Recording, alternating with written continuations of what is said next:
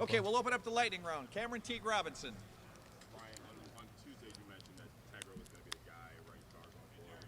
What did you see from him, whether in the Nebraska game or that practice game at Ohio State, to give him all those reps? I mean, the first thing you look at is assignment, knowing what you're doing, and then do you do your job, and then you just start grading over time. And he started grading out well, doing his job. We feel like his size, he can match up with some of the best guys who'll play this season. The biggest thing with him is just consistency, and he can do it. He's shown he can do it. He needs to continually, continue to mature as a player and all that. But every time you get out there and play a game, you're learning more about not only yourself, you're building confidence, but some of the things that happen in a game. Whether it's a different front, a different stunt, third down situations, things like that come up. So, we think that, he's continually getting better every week, and we're going to need him here. He's got to play his best football here in November. We got Spencer Holbrook on the 10. We got Seth McLaughlin on the 10, Spencer Holbrook. Ryan, I think it took a lot of trust to throw that ball to Brandon in the second quarter in the top 5 matchup. What did you guys see that made him go from a guy who was helping on punt return and doing those things to now potentially being a bigger part of this offense? Yeah, Brandon's somebody who brings energy every day. When he caught that pass, I mean, the whole sideline was on fire because he just comes out and works every day. He's not selfish. He's not a guy who says, I need this many touches or I need to get in the game and get this many plays. He just gets out there and works. And I think, early in the week, he was just saying, hey, whatever I can do to help the team. And that was all he said, whatever I can do to help the team. And, sometimes Brian does roll those guys. He just happened to roll those guys in that moment. We had a bunch of plays in, and Brian says, I got to get some subs in there, and Chip called it. And the thing about Brandon was, I don't think he got many reps of that play that week. I think Mecca got a bunch of those reps. And so then for him to put that on the field without physically doing it a bunch was a testament to his preparation, the meetings, the walkthroughs, because that's a big part of it. You get to this time of year, how many physical reps are you going to get of a play if it's schemed up for a particular week, which that was. And he did that, and so it was a great, not only to show you, like someone like Carson Hinsman or Brandon Inniss, 2 guys that really up until this point hadn't played a whole bunch, but in that moment were there and ready to go. So that was great for the team. But then also to see somebody at competitive excellence without getting a bunch of reps, that really helps our walkthroughs, helps our meetings, and make sure guys understand that. So Brandon's a very good player, and we're going to continue to try to utilize him. Give me. Ryan, the fire and brimstone that you were able to get from this team last week and stuff, even in preparation, what have you seen this week, the first couple of days of practice, that tells you there's a carryover? In energy, a lot of encouragement, a lot of confidence. Confidence breeds success, success breeds confidence, and you can just kind of see that building here as we go. But I think for our team, there's a confidence in the physicality that we brought to the table. Now, the execution's got to be better. If we want to get to where we need to be and be undefeated in November and continue to build from there, I mean, our execution's got to improve. But all that being said, we still have to bring the same physicality at noon against Purdue. And so, that's been the conversation. Practices have been good. They've been, a lot of energy out there. I'm sure you could probably hear it from in here. That's just kind of the way it's been. So, we'll see how this team continues to grow. But, I think this is an important week for us to see where we come out of this game and where we are projecting. Patrick Murphy, 24/7.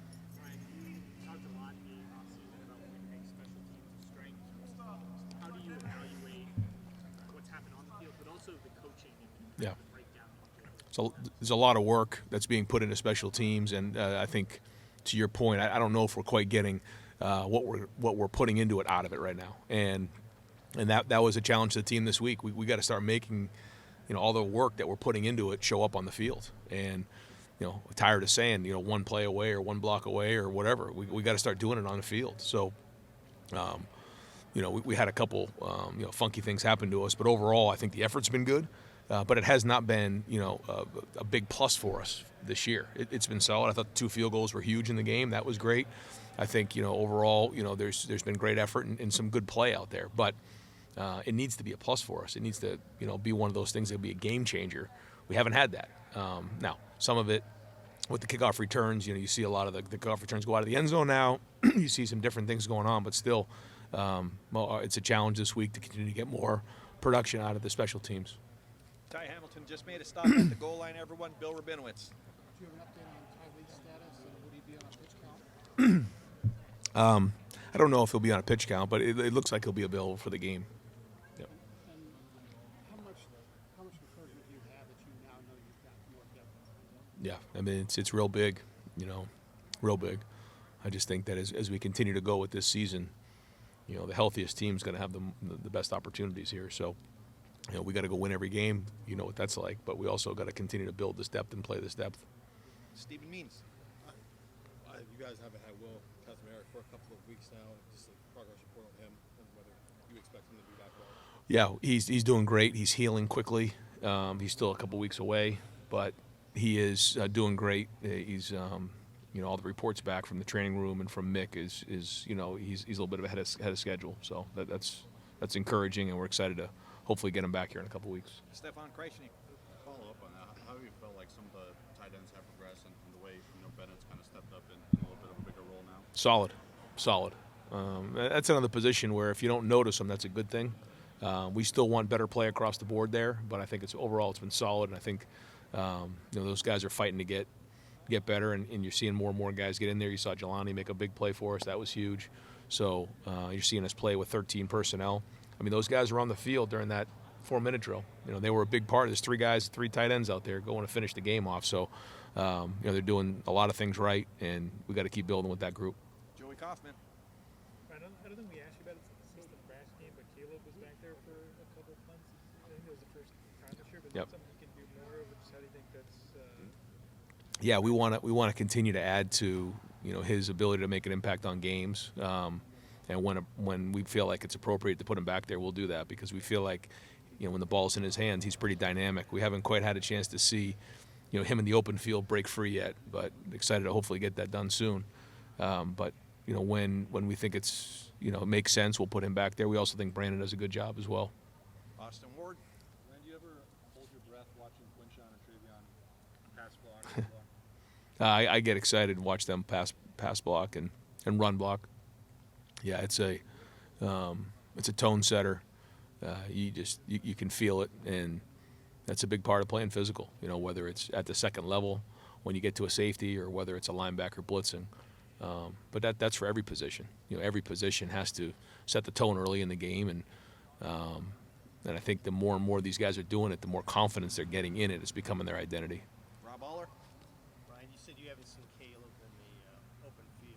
Do you mean in games, or have you seen him in practice? Well, I saw him in high school play against Buford, and he was all over the field, and he played running back that game. And I remember watching that game thinking, I don't know if I've seen many high school players better than this in the country. I'd take him at running back right now. I remember literally seeing when I was watching the game, and then we saw him return the punt last year, and then he does a nice job in practice. But we're excited to see it in the game. And final question, Bill Landis.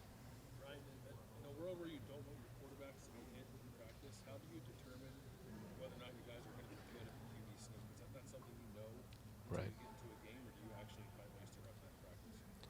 Yeah, it's a good question. I won't get into the details of it all, but we have spent a lot of time on that, researching it, talking to different folks about the technique on it. But you're right, like you can't really physically get a feel for what that's like until you get it into a game, work through the issues, and but it's something we do spend a decent amount of time on in terms of the technique and how we do it.